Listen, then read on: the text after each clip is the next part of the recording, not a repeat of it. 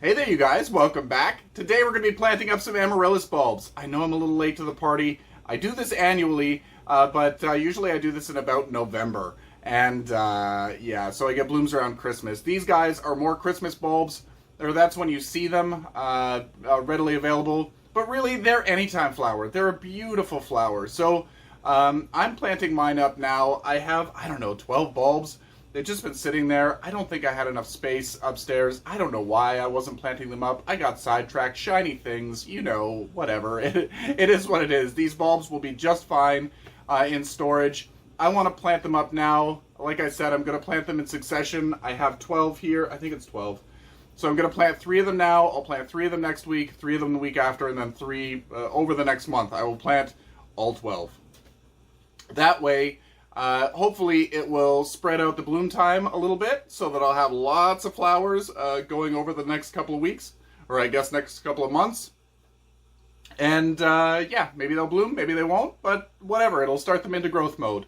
After they start growing, hopefully it'll be almost time to put things outside.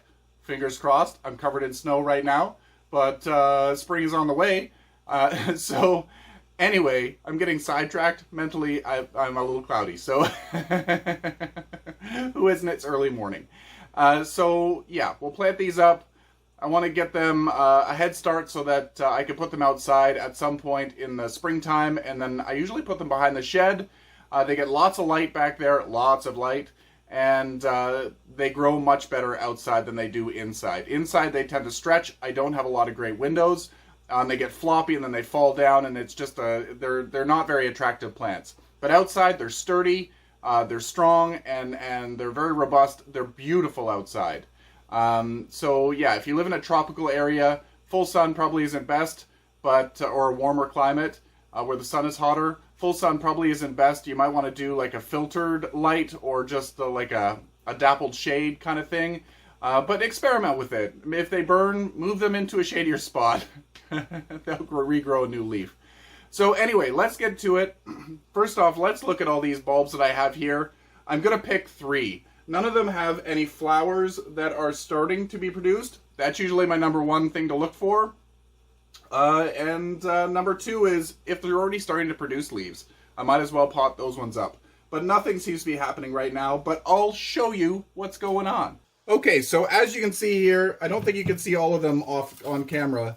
I've got to try to figure out pot sizes for these guys. This one's going to need a bigger pot size. I brought 3 pot sizes out here for the things that I'm going to be potting up today.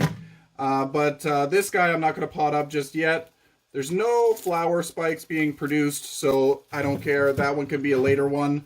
I'm going to do some of the smaller ones to start. Some of them I was able to save labels from. This one is Amaryllis Naranja. And then this one is Santiago. This one I think I'm going to pot up. I really like this one. I don't remember it blooming this year, or this past year when I purchased it. It's a new one for me. Yeah, I'll try it out. Hopefully it blooms this year. And it's starting to produce some new growths off the side. So exciting when they produce little babies. So another one. I'm just going to end up removing the dead bits. Hopefully everything is in frame. Just cleaning it up, seeing if there's any pest problems or whatever. This one's a nice one. Not sure what it is. And then we got some tiny ones over here. This one seemed to started to rot. It looks like it might have produced another bulb on top. Because this bulb plate is huge. It's massive. So, yeah, there's another one here. So I think I'm going to pick my plants according to the size of my pots. So I think I want to do this Santiago one. This is a perfect size planter. Notice how there's an inch or 2 around the bulb, right around it. It's got adequate space in there for root development. I could possibly upsize this pot a little bit more after it starts to grow. I could do a repot, but this should be fine for it for the season. And I'll get the tag there. I'm just going to move this off to the side. The next one is going to be a small one. I have one here called Bakota. This one is a Cybister type. This one here, it's starting to grow leaves, so that's a great reason why to plant it. This one here is a little bit shriveled. I'm not sure whether you're able to see it. If I wanted to soak the roots in water for about an hour or three prior to planting, this would plump back up. So if you have a bulb that hasn't been planted in quite some time and you're noticing some shriveling, I would stick it in a glass of water. I've seen people put them in a sink filled with water if they have lots of them and just let them soak. I don't know that I would trust having the growth point where the leaves come out sitting underwater for any length of time. I would fear for rot. So if you just have a glass filled with water, you could put it in, you could submerge it up to here. What you want to hydrate is the root system that may be starting to try to develop. It'll also probably speed up the root development for your bulb. So if like I said, if it's been stored for a long time, I know I have seen in the past, or maybe I have done it in the past, where I skipped a year and the bulbs were really, really shriveled. They were considerably smaller, but they still probably will grow. I know my mother for sure had some stuff in her basement for a year or two, and she found it, and she's like, "Oh, I might as well pot it up." So this one here can go in this. I think it's a 5-inch planter, and I would like it to be a little bit deeper, but this isn't so bad. The bulb itself, as you know, we're going to be potting it up so that the soil is either halfway or 3/4 of the way up the bulb. So having a shallower pot still means that a lot of it is going to be for the root system. So that one is a great pot for that one. And we got one more of the, I think this is a 6-inch pot size. Let's do the Naranja. Oh my gosh, I can't even, my brain, my voice, my speech isn't working. So anyway, this one is another one. This one could possibly go in a slightly smaller size pot, but this is a nice size planter. You don't want to go too big with no roots developed, because it's just going to be sitting in damp soil and it could cause rot. So you just want to be very, very careful with that. So let me just clean up the rest of the bulbs here, and I'll move these away, and we'll get to planting these. Okay, so first thing I want to do is get my soil prepared. This is a Pro Mix high porosity, so this has a lot of extra perlite in it. It's a peat-based soil. Amaryllis really don't care so much about their soil type, from my experience. Just a basic potting soil with added drainage or airflow is perfect. And I'm going to add some slow-release fertilizer. This is an organic slow-release fertilizer. This just means that I can forget about it. I will still fertilize throughout the season when I think about it, but this just gives it a little bit of a boost. This is an organic stuff. This is by Miracle Grow, and it's actually for vegetables. And it's a 639 are the numbers. So it's not a specific one that I use all the time. It's just something that I have. I'm just going to mix it into the soil. Make sure it gets in there pretty good. All the way to the bottom, not just to the top, so the one plant gets it, not the others. There we go. Again, I like to pre-moisten my soil when it comes to Amaryllis, because in the very beginning, when it doesn't have root system, you don't want to overwater it. Overwatering is where you're going to get the rot. It doesn't have a root system to pull in the moisture, so if it's sitting in soil that's too moist, it does the wrong thing. So we'll start first here with the Santiago. This one has a beautiful, I'll see if I can find a photo online of what Santiago looks like. Let's move this pot into the center here. It's the best place for you to see it. And it's kind of like a candy stripe, white and red, if I can't find the photo.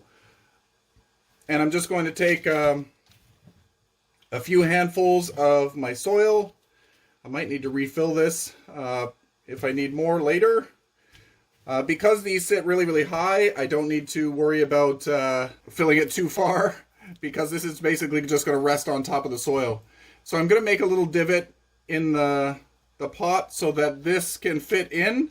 If there were roots attached to this, if they were all dry and gross, you can remove them, leaving the ones that kind of have some life to them. They're usually going to be, hopefully I'm in frame, They're usually a white color. You don't have to be too crazy with it. They're just dry. They're just going to die. They're going to add to the nutrients of the soil. If there's anything that's rotten, you want to remove that. But dry roots, not so bad. And so I made a little divot in here for it to rest in. Just going to put it into the divot. And then I'm going to backfill some soil around it. And again, like I mentioned before, I want to leave half to 2/3 of the, half of the bulb or 3/4 of the bulb is planted, or half and 1/3 of the bulb exposed. Hopefully that made sense. I'm trying to think about what I'm saying. It's 7 o'clock in the morning here, so it's a little early. So this one is planted up beautifully. It'll take it some time to get acclimated and then start growing.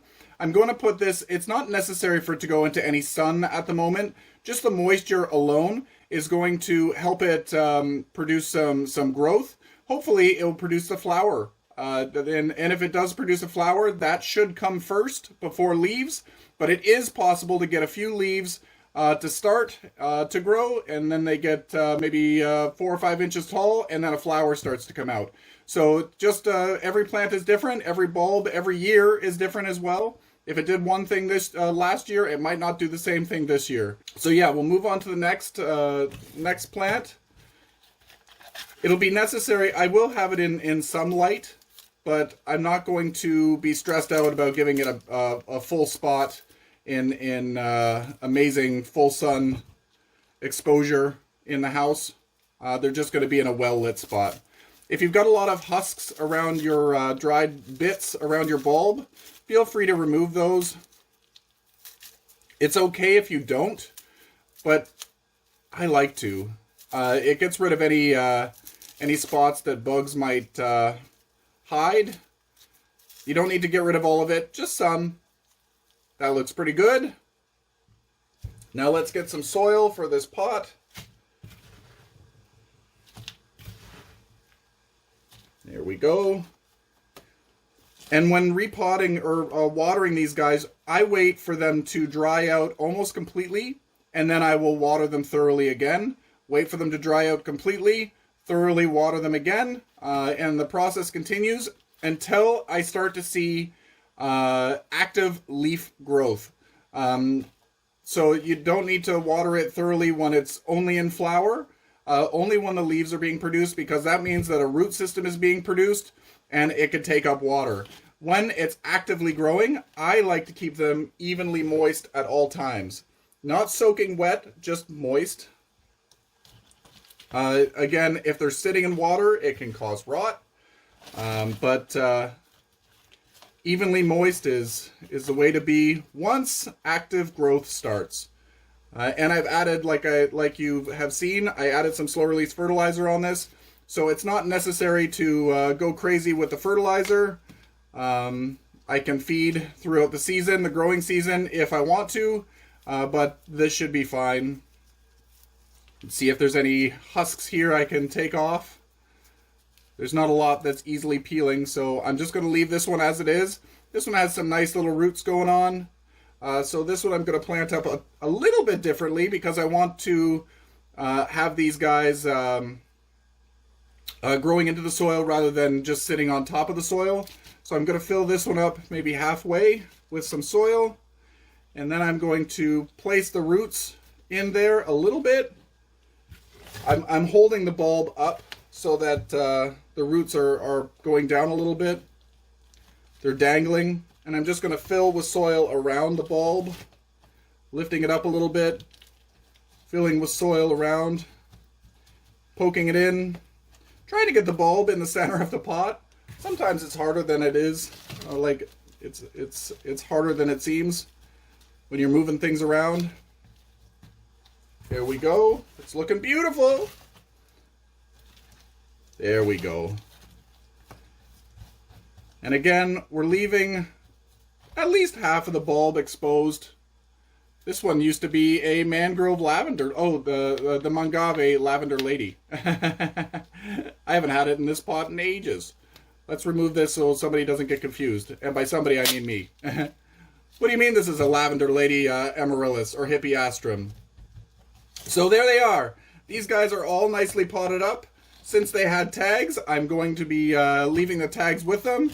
And I will keep you posted on Instagram when any of these, or if any of these flower. Hopefully I get a bunch of flowers this year.